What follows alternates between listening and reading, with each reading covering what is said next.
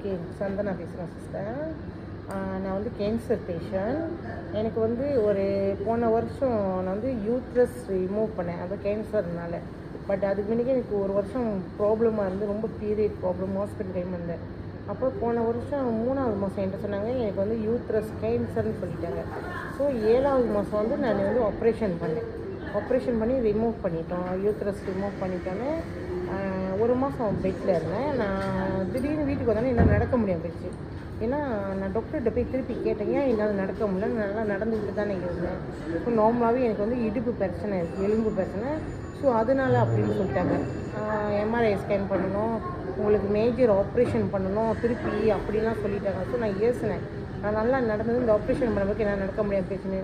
So நான் follow பண்ணிவிட்டு நான் என்ன கிளினிக் போய் ஃபாலோ பண்ணேன். கிளினிக் போய் நிறைய செலவு பண்ணேன். கிளினிக்லேயும் ஓகேனால நடக்க வைக்க முடியலைங்க. ஸோ ஊரோடு இதெல்லாம் எதுவுமே எனக்கு கை கொடுக்கல. பட் நான் என்ன செஞ்சேன், அதுக்கப்புறம் நான் வீல் சேரில் தான் ஒரு வருஷம் வீல் சேர்லேயே தான் இருந்தேன்.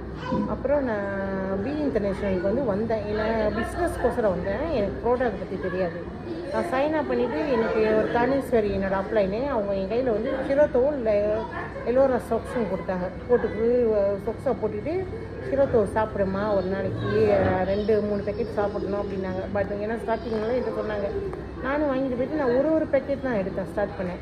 எல்லோரா சொக்ஸ் போட்டு 4 ஹவரில் என் பெரிய மாற்றத்தை பார்த்தேன். என் காலில் வந்து கிராம் மாதிரி இருக்கும். ஸோ என் கால் மடக்கி வைக்க முடிஞ்சிச்சு, என்னால் ஸ்டெடியாக உட்கார முடிஞ்சிச்சு, நிமிர முடிஞ்சிச்சு. 4 ஹவரில் எல்லோரா சொக்ஸ் வந்து இந்த மாற்றத்தை கொடுத்தோன்னே எனக்கு சந்தோஷமாயிடுச்சு. பட் என் உடம்புல வந்து ஆப்ரேஷன் பண்ண பிறகு எனக்கு கண்ணு கேத்தராக்குன்ட்டாங்க.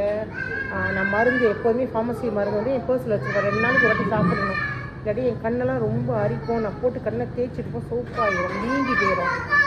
அப்புறம் என்ன செய்யணும், சைனஸ் பிரச்சனை.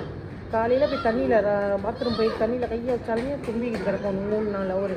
அந்த ப்ராப்ளம் காணா போயிடுச்சு, கெத்தரை காணா போயிடுச்சு. என்னோடய இனிப்பு நீர் ஹையாக இருந்தது, அதுவும் ஆப்ரேஷன் பிறகு ஹை ஆகிடுச்சு. ஸோ அதுவும் காணும். அப்புறம் என்னோடய எலும்பெல்லாம் கேன்சர் வலி, எனக்கு தெரியும் கேன்சர் வலி அப்படின்னு. அப்போ நான் சொன்னேன் என் ஹஸ்பண்ட்டை, என்னால் அன்னடிக்கு படுக்க முடியல, என்னால் வலி ரொம்ப இருக்கும், எலும்பு வலி. நான் சொன்னேன் பேசாமல் மருந்தை குடிச்சு நான் செத்துறேன், என்னால் இந்த வலி தாங்க முடியலன்னு. அந்த வலியும் காணும் அந்த ஒரு மாதத்தில். இது எல்லாமே என் உடம்பு போட்டு ரெடியூஸ் ஆகிடுச்சு ஒரு சிறுத்தோக்கத்தினால. பட் எனக்கு அதெல்லாம் தெரியல. ஏன்னா நான் தான் இருந்தால் தான் நம்ம அதை யோசிப்போம், ஐயோ கண் வலிக்கிறது. இதெல்லாம் இல்லைன்னா நானும் மறந்துட்டேன் அந்த சீக்கை. நான் ஒரு மாதத்தில் நடக்க ஆரம்பித்தேன் பாருங்க. எப்படி காலை வச்சு நான் காலை வச்சுருந்தா என்னால் மிதிக்க முடிஞ்சு, பூமி மிதிக்க நடக்க முடிஞ்சு. அந்த கால் நிரம்பு இருக்கிறது இல்லை. ஸோ செகண்ட் டே வந்து நான் யாரையும் பிடிக்கான்னு சொந்தமாக நடக்க ஆரம்பித்தேன். நான் யோசித்தேன் என்ன எனக்கு இம்ப்ரூவ் வந்திருக்குன்னு. ஸோ அதில் தான் எனக்கு தெரிஞ்சு என் கண் பிரச்சனை, என்னோடய சைனஸ் பிரச்சனை, கேன்சர் வலி, என்னோடய இடுப்பு எல்லாம் எனக்கு வந்து ஹெல்ப் பண்ணி ரெடியூஸ் பண்ணி வச்சிருச்சு.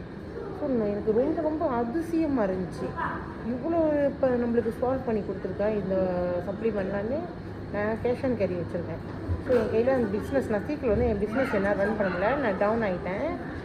என் கேஷ் அண்ட் கேரி அப்படியே தூக்கி செல் பண்ணி விற்றுட்டு அப்படியே வந்து இந்த ப்ராடக்ட்டை நான் வாங்கினேன், கன்சியூம் பண்ணுறப்ப. நான் என்னோடய லிஃப்டோ எல்லாமே நான் எடுக்கிறப்ப, லெகின்ஸ் எல்லாம் போகிறேன். இப்போ இன்னும் இம்ப்ரூவ் ஆகிட்டு வரேன்.